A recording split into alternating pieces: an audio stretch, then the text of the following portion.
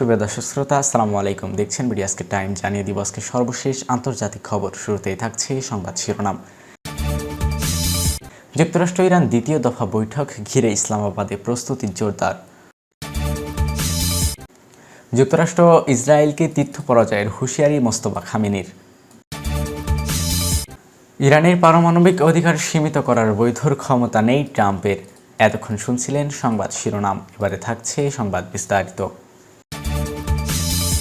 যুক্তরাষ্ট্র ইরান দ্বিতীয় দফার বৈঠক ঘিরে ইসলামাবাদে প্রস্তুতি জোরদার। যুক্তরাষ্ট্র ও ইরানের মধ্যে সম্ভাব্য দ্বিতীয় দফায় বৈঠক সামনে রেখে পাকিস্তান প্রস্তুতি শুরু করেছে বলে জানিয়েছেন দেশটির দুটি নিরাপত্তা সূত্রগুলো জানিয়েছেন আগামী শুক্রবারের আগেই এই বৈঠক অনুষ্ঠিত হতে পারে। পরিচয় গোপন করার সত্ত্বে আন্তর্জাতিক সংবাদ মাধ্যম আল জাজিরাকে জানায়, কয়েকটি গুরুত্বপূর্ণ ইঙ্গিতের ভিত্তিতে তারা এমন ধারণা করছে। এর মধ্যে রয়েছে রাওয়ালপিন্ডির নূর খান বিমান ঘাঁটিতে যুক্তরাষ্ট্রের দুটি C-17 গ্লোভ মাস্টার কার্গো বিমানের অবতরণ, পাশাপাশি বিমানবন্দর থেকে ইসলামাবাদের কূটনৈতিক এবং গুরুত্বপূর্ণ এলাকায় রেড জোন পর্যন্ত সড়কগুলো সামরিকভাবে বন্ধ রাখা হয়েছে, যা কঠোর নিরাপত্তা ব্যবস্থার ইঙ্গিত দেয়।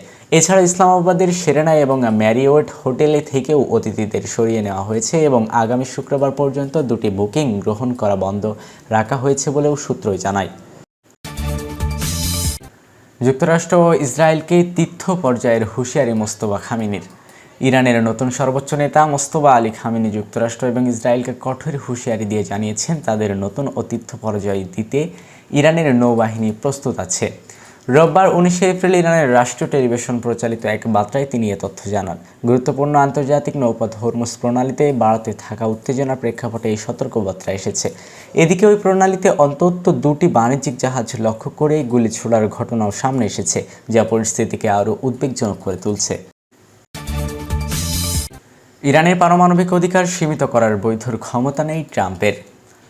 ইরানের প্রেসিডেন্ট মাসুদ পেজেশকিয়ান বলছেন, ইরানের পারমাণবিক অধিকার খর্ব করার কোনো বৈধ ক্ষমতা যুক্তরাষ্ট্রের প্রেসিডেন্ট ডোনাল্ড ট্রাম্পের নেই। তেহরান এবং ওয়াশিংটনের মধ্যে পারমাণবিক কর্মসূচি নিয়ে চলমান উত্তেজনার মধ্যেই তিনি এই মন্তব্য করেন।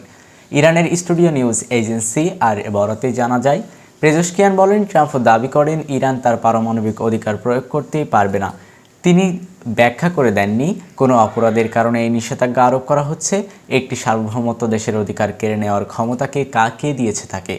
পারমাণবিক ইস্যুকে কেন্দ্র করে দীর্ঘদিনের বিরোধ এবং সাম্প্রতিক উত্তেজনার প্রেক্ষাপটে ইরানের পক্ষ থেকে এ ধরনের কড়া প্রতিক্রিয়া সামনে এলো।